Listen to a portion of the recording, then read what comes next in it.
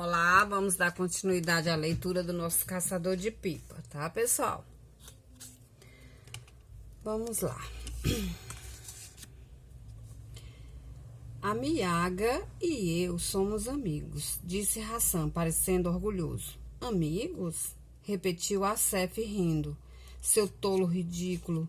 Um dia você vai despertar dessa fantasia e perceber quanto ele é seu amigo. Mas, Baz, agora já chega. Me dá essa pipa. Hassan se abaixou e pegou uma pedra. Acef hesitou. Ia recuar um passo, mas parou. É sua última chance, Hazara. A resposta de Hassan foi armar o braço que segurava a pedra. Se é assim que você deseja.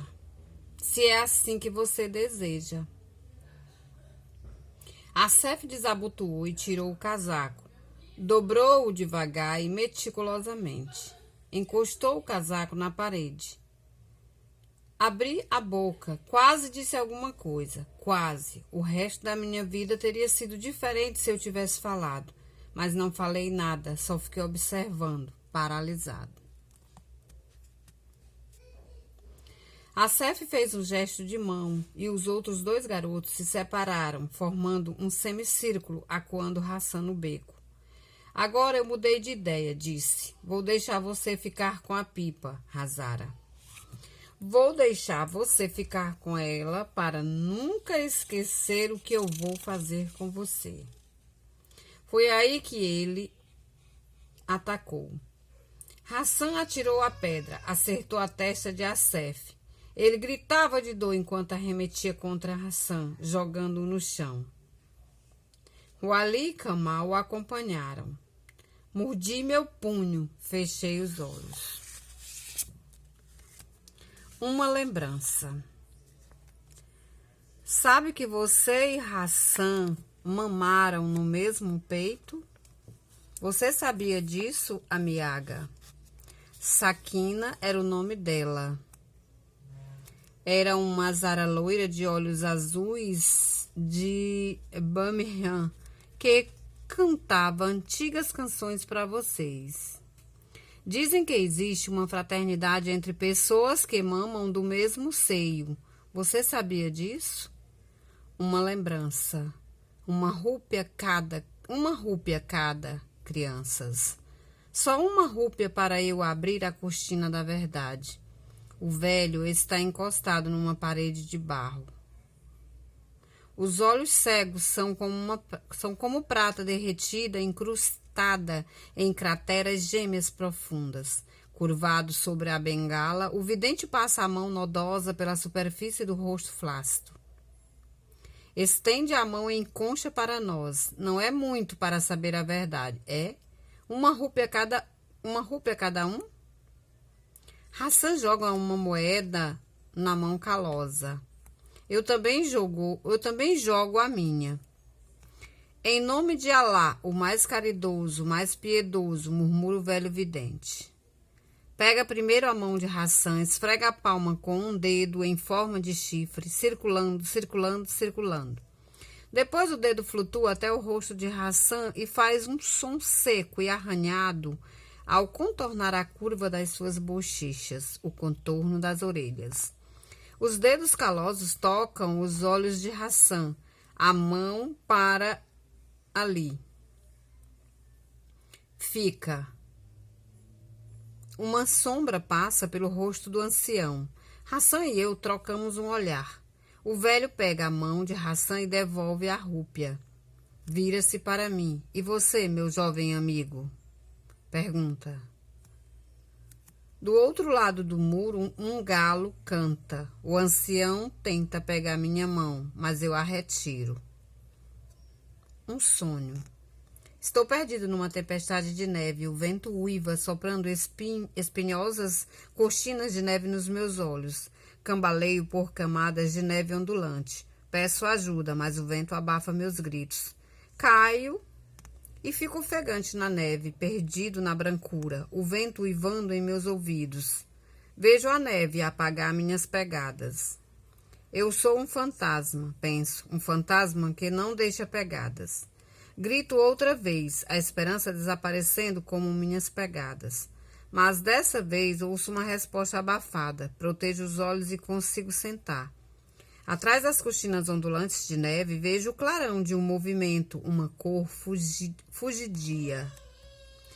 Uma figura conhecida se materializa. Estende a mão para mim. Vejo ranhuras profundas e paralelas na palma daquela mão. Sangue escorrendo, tingindo a neve. Seguro aquela mão. E de repente a neve desaparece. Estamos num pomar de maçãs verdes, sob pequenos fiapos de nuvens flutuantes. Olho para cima e vejo que o céu está repleto de pipas verdes, amarelas, vermelhas, alaranjadas. Elas brilham na luz da tarde. Um caos de detritos e entulho recobre o beco. Velhos pneus de bicicleta, garrafas com rótulos descascados, revistas rasgadas, jornais amarelados. Tudo espalhado em meio a uma pilha de tijolos e lajotas de cimento. Um fogão de ferro enferrujado com um buraco na lateral jazia encostado numa parede. Mas havia duas coisas no meio do lixo que eu não conseguia parar de olhar. Uma pipa azul apoiada na parede, perto do fogão de ferro, e outra era a calça de veludo cotelê de Hassan, jogada numa pilha de tijolos erudidos. Não sei não, disse-o Ali. Meu pai diz que é pecado. Ele parecia inseguro, excitado, assustado, tudo ao mesmo tempo. Hassan estava deitado de bruços. Kamal e o Ali seguravam um braço, cada um, torcido e dobrado no cotovelo, imobilizando as mãos de Hassan nas costas. Assef estava acima dele, o salto da bota de neve pisando na nuca de Hassan.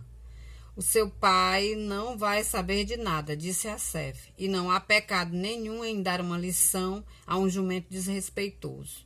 Não sei não, murmurou Ali. Faça como quiser, disse Assef. Virou-se para Kamal e perguntou, e você? Eu? Bem, é só um Hazara, disse Assef. Mas Kamal continuava olhando para o outro lado. Tudo bem, pacientou-se Assef. Só peço que vocês dois fracotes o mantenham imobilizado. Vocês conseguem fazer isso? O Ali e Kamal concordaram, pareceram aliviados. Assef ajoelhou-se atrás de Hassan, pôs as mãos no quadril dele e desnudou-lhe. Manteve uma das mãos em sua nuca enquanto desafivelava o cinto com a mão livre. Abriu o zíper do jeans, desceu a mão, posicionou-se atrás de Hassan, que não reagia, nem ao menos choramingava. Virou levemente a cabeça e vi seu rosto no relance. Vi sua expressão resignada. Era uma expressão que eu já conhecia. Era o olhar do cordeiro. Amanhã é o 10º dia do Hijjah, o último mês do calendário muçulmano e o primeiro dos 3 dias de Eid al-Adha, ou Eid al-Qoban, como chamam os afegãos. O dia de comemorar a data em que o profeta Ibrahim quase sacrificou o próprio filho por Deus. Baba, mais uma vez, escolheu pessoalmente o cordeiro desse ano, um branco com orelhas pretas caídas. Estamos todos no quintal, Hassan, Ali, Baba e eu.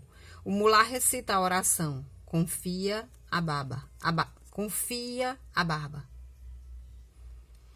Baba resmungava baixinho. Vamos logo com isso. Parece aborrecido com as intermináveis orações, com o ritual de tornar a carne Alá. Baba zomba da história por trás desse Eid, como zomba de tudo que é religioso, mas respeita a tradição do Eid e Qoban. O costume é dividir a carne em 3 partes, uma para a família, uma para os amigos e uma para os pobres. Todos os anos Baba dá tudo para os pobres. Os ricos já estão gordos demais, diz. O mulá termina a oração. Amém. Pega uma faca de cozinha com uma lâmina comprida. O costume diz, para não deixar o cordeiro ver a faca. Ali dá um cubo de açúcar para o animal, outro costume para tornar a morte mais doce. O cordeiro escoceia, mas não muito. Escoiceia. O mulá o agarra por baixo da mandíbula e encosta a lâmina no pescoço do animal. Um segundo antes de ele cortar a garganta, num movimento habilidoso, vejo os olhos do cordeiro. É um olhar que vai atormentar meus sonhos durante semanas. Não sei por que assisto a esse ritual anual no nosso quintal. Meus pesadelos continuam até muito tempo depois de as manchas de sangue no gramado se apagarem. Mas sempre assisto. Assisto por causa do olhar de aceitação nos olhos do animal. É um absurdo, mas acho que o animal compreende. Acho que o animal percebe que sua morte iminente é por um propósito superior. Esse é o olhar. Parei de assistir à cena, afastando-me do beco. Alguma coisa quente escorria no meu pulso. Pisquei e vi que ainda estava mordendo meu punho com força suficiente para tirar sangue das juntas. Também percebi outra coisa, eu estava chorando. Vindo do beco, ainda ouvi os grunhidos curtos e ritmados de Assef.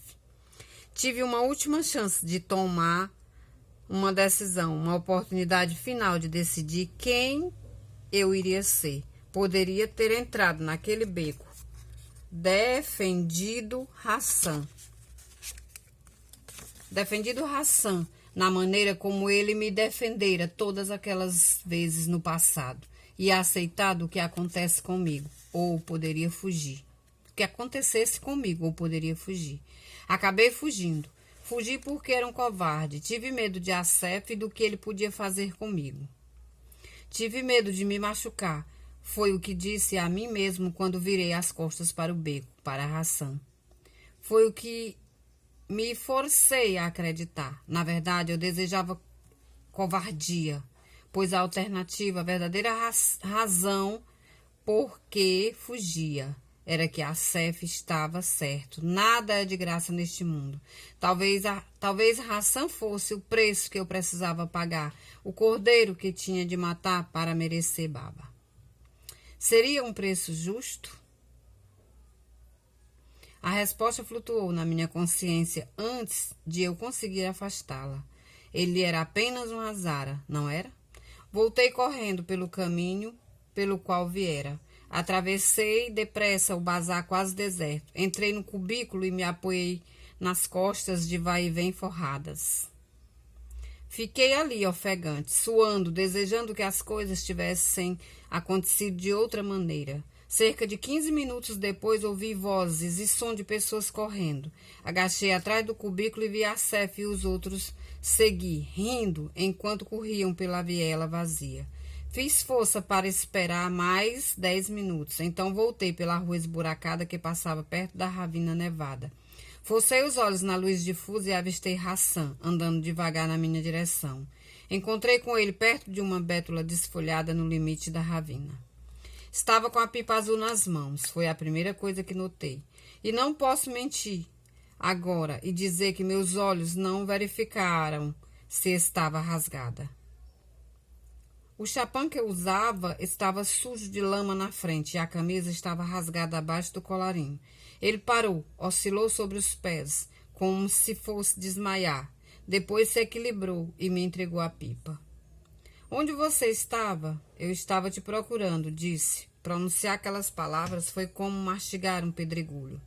Hassan parou a manga da camisa no rosto, enxugando muco e lágrimas. Esperei que me dissesse alguma coisa, mas ficou ali parado em silêncio, sob a luz difusa. Fiquei agradecido à luz do começo da noite por refletir no rosto de Hassan e esconder o meu. Fiquei feliz por não ter de retornar seu olhar. Será que ele sabia que eu sabia? E se soubesse, o que eu veria se...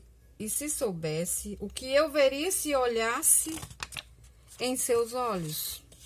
Acusação, revolta, ou, Deus me livre, o que eu mais temia, autêntica devoção? Isso, mais do que tudo, eu não conseguiria encarar. Começou a dizer alguma coisa, mas na sua voz falseou. Fechou a boca, abriu, fechou outra vez. Deu um passo para trás, limpou o rosto e foi o mais perto que Hassan chegou de falar sobre o que tinha acontecido naquele beco. Achei que poderia começar a chorar, mas, para o meu alívio, ele não chorou. E fingi que não ouvi o falsete em sua voz. Assim como fingi que não vi a mancha escura em sua calça. Ou as gotinhas que lhe escorriam pelo meio das pernas e manchavam a neve de preto. Hassanib vai ficar preocupado, foi o que ele disse. Virou as costas para mim e saiu mancando. Tudo aconteceu do jeito que eu tinha imaginado. Abri a porta do escritório esfumaçado e entrei. Baba e Hakim Khan estavam tomando chá e ouvindo as notícias chiando no rádio. Viraram a cabeça na minha direção. Depois um sorriso apareceu nos lábios do meu pai. Ele abriu os braços, pus a pipa no chão e fui ao encontro de seus braços grossos e cabeludos. Enterrei o rosto no calor do seu peito e chorei. Baba ficou abraçado comigo, balançando-me para frente e para trás. Em seus braços, esqueci o que eu tinha feito. E aquilo foi bom. Nossa, né, pessoal? Que coisa, que amizade é essa, né? Que não pôde ajudar. Isso acontece, né? Com as pessoas. As amizades, às vezes, são assim.